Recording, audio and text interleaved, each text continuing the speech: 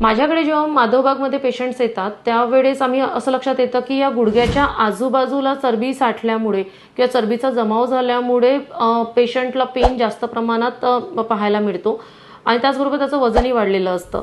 अशा वेळेस माधवबागची नी रिज्युनेशन थेरपी इथे खूप छान काम करून जाते।